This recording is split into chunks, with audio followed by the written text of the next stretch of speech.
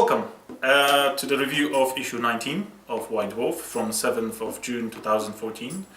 This issue is wholly dedicated to flash kits.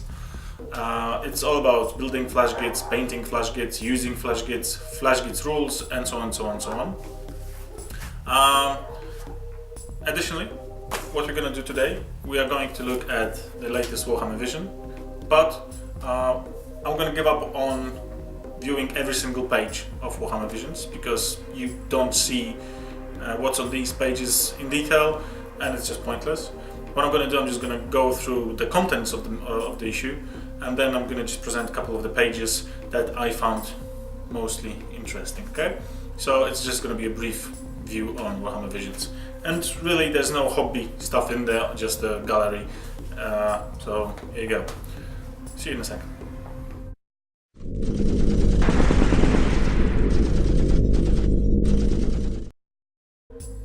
So guys, this is it. This is the cover of issue 19 of White Dwarf. Let me get it straight for you. This is the issue 19, and as you can see, as I said just a second ago, we've got plenty of, five flash kits on the front cover and Captain in the middle. So Captain is not a special model, it's just one of the flash kits. Like with Bullgrins, you can upgrade one or basically put a special hat on him, like in Team Fortress 2. You put a hat on him and he's special, right? So this is the upgrade, this is the front cover. Let's go. And as I said, we've got the all new 5 models. Don't get fooled, these weapons don't have to look like that. We've got plenty of options on how to interchange the bits to make these models of weapons look unique. There are so many options, there are so many bits and pieces that you can put together and cross mix with each other that there's almost unlimited amount of options, unique snaz guns you can make. So you've got a unit of 5 for £32, $42 or 53 euros. That will be released on the 14th of June, and these are the new models.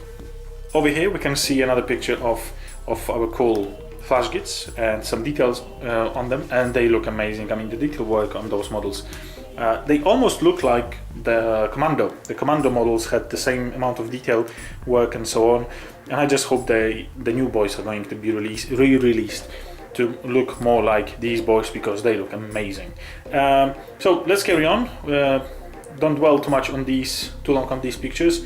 Let's get to the rules, let's get to the painting of and converting of flash kits.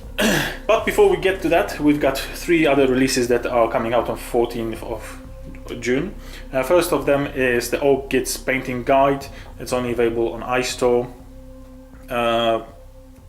Actually, I'm not a big fan of those publications, electronic publications, because when I paint I like to touch something, and I like to basically watch paper edition.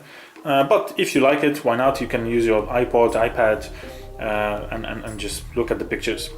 Next thing is Bastion Wars Omnibus by Henry Tsu. This book is going to be £15, €1750 and $1750.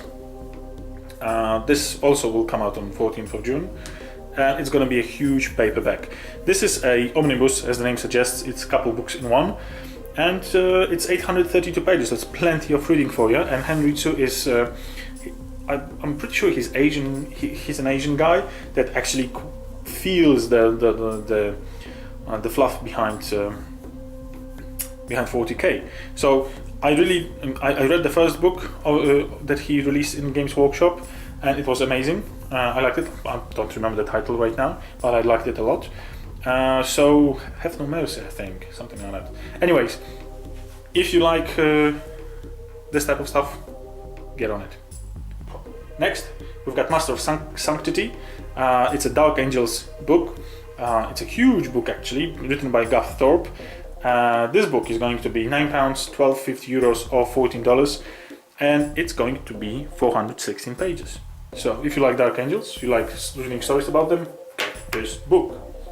In Rules of Engagement, Jervis Johnson is sharing with us his new idea for a game complication. I'm calling it a game complication because it actually doesn't bring much to the game, and it will never be used on a tournament, only in a free sort of just for fun game, but actually who would want to spend so much time playing the game for fun? I mean, you really want to play some, right? The game mechanic is all about randomness. So before you deploy your forces, after you have prepared your terrain, but before you deploy your forces, you assign a token to each of the models. By assigning a token, I mean, for instance, you assign cards that you can flip over, so you can't see what's the card. So you assign those cards to the models, and then you decide how many of these cards you're going to discard. And by discarding the cards, you also discard the unit. So it means that this unit didn't manage to get to the fight, was lost in the warp, or anything else for that matter. So just disappeared, didn't make it. So it makes kind of sense that in the real fight you would never know if these guys will make it on time, for instance. But like in this game, I wouldn't want my Stompa to be sort of discarded just by a flick of one card and that's it. I think that it should be sort of changed a bit. Obviously you can do it and just agree with your opponent. That you are only going to assign it to like troops, elites and fast units, because they are dispensable. You can probably still win the game without one of these units, especially with 7th edition. But with your special units like Stompas, like your Tervigons or anything like that, like huge models that you spend plenty of time and plenty of money, plenty of time painting and plenty of time of money to buy them, I wouldn't want to discard them and just put them, oh right, I brought the model, but yeah, let's put it aside for 3 hours of having fun. In heavy metal, we've got 2 cool models painted by the heavy metal team, obviously, but these models are not your stock models. These models have been converted from a box of oak knobs and flash gates. So by buying a very cheap box of knobs and a box of flash gates, you can get millions of combinations and conversion possibilities to create your knobs. You can actually, with these 2 boxes, you can create 10 knobs that no one else will have. I mean, obviously they will have some bits here and there, but not exactly same ones. So go get these 2 boxes and go crazy converting.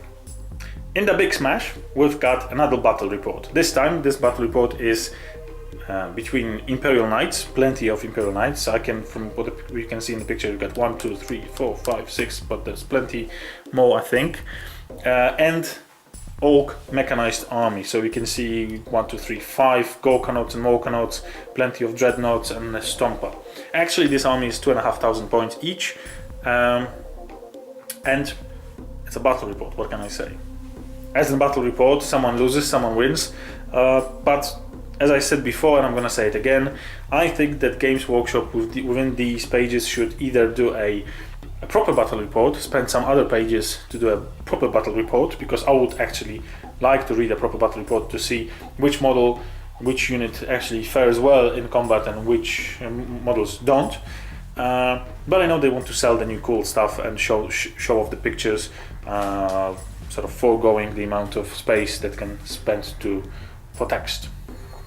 In Spruce and Glue, we've got plenty of options on plenty of text on how we can mix those new Flashgate models. And as you can see over here, we've got all those bits put aside and put next to each other, and you can see that it gets quite complicated. You can even see on the left, you can see they are numbered. The Games Workshop Games Workshop models get the numbers like Italieri models or any other Airfix models, because it's so complicated. But it also shows how many new possibilities you can get with these new models, how many simple, small and bigger bits you can put together to make the model look unique. And you can see some results over here, down there on the right. In Captain Badrook, the flashiest of gits, the Captain Badrook is the greatest freebooter, the guy who collects and puts together all orcs who love shooty and daka and so on, big guns basically. So he just gets them together, gives them weapons, and is a what do you call them? Freelancer orc, mercenary orc. He can join any war and just boost their long range weaponry. They are there to basically use the coolest guns ever, and he's hysterically rich. You can see that he even has got some teeth on his chainsaw, sort of thing. So he's got plenty of teeth to spare. That's why he can have so many guys with big guns. In paint splatter, we've got a filler of 2 pages. Nothing really amazing over here, except for maybe how to paint yellows. Other than that, nothing really interesting, so you can easily skip those 2 pages. So in the rules, we've got the rules for flash gets. These guys have changed significantly from the previous version. First of all, for 110 points, you get 5 flash gets with 1 captain. You can upgrade them with runs. You can buy additional up to additional 5 flash gets for 22 points each. And what's new, you can give them a dedicated transport. So these guys can go jump on a truck, jump on a battle wagon, and get close up to the enemy. What else changed? The snaz guns changed. I'm not sure about the range, but definitely the strength has changed and the AP of the weapon changed, which is D6 right now. Additionally, they are assault 3 weapons.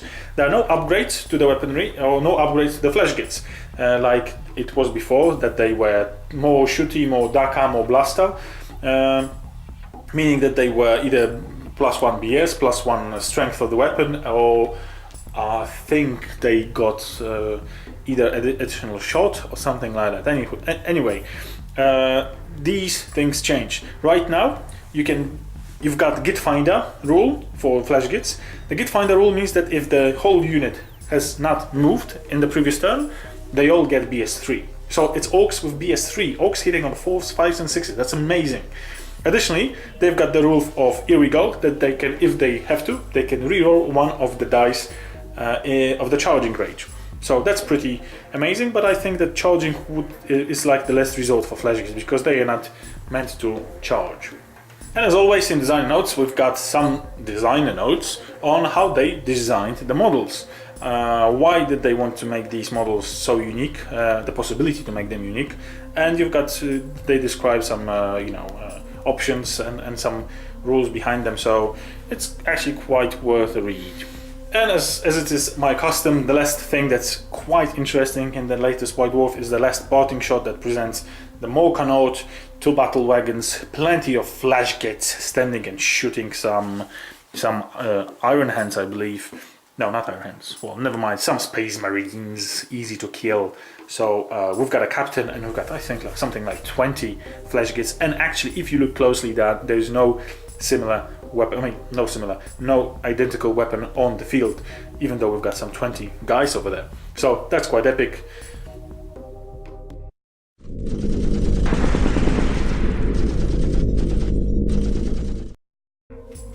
In front of us, we've got the cover of New Warhammer Visions issue 5. As you can presume from the front cover, we're going to have plenty of Warhammer fantasy inside.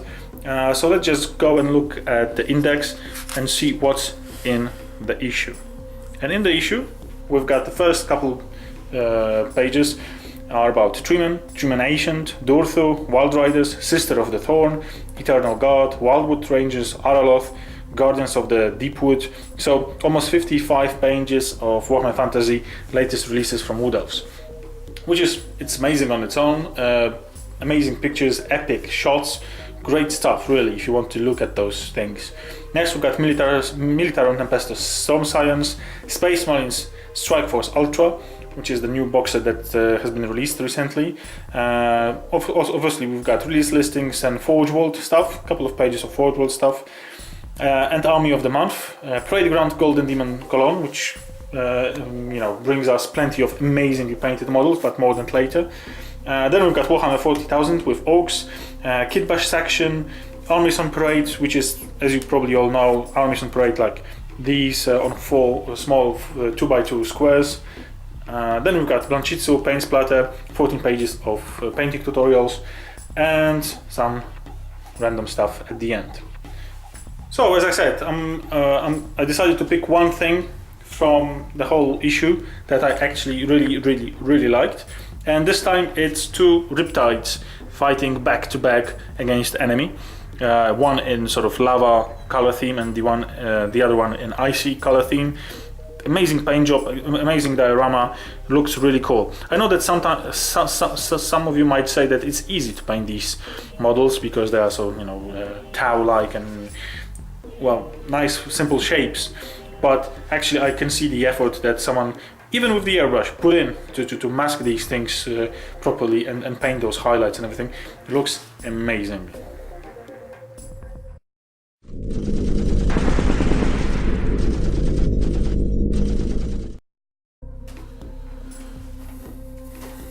So guys, that will be it for the review of issue 19 of White Dwarf. Next week, as you guessed, we're gonna have the review of issue 20.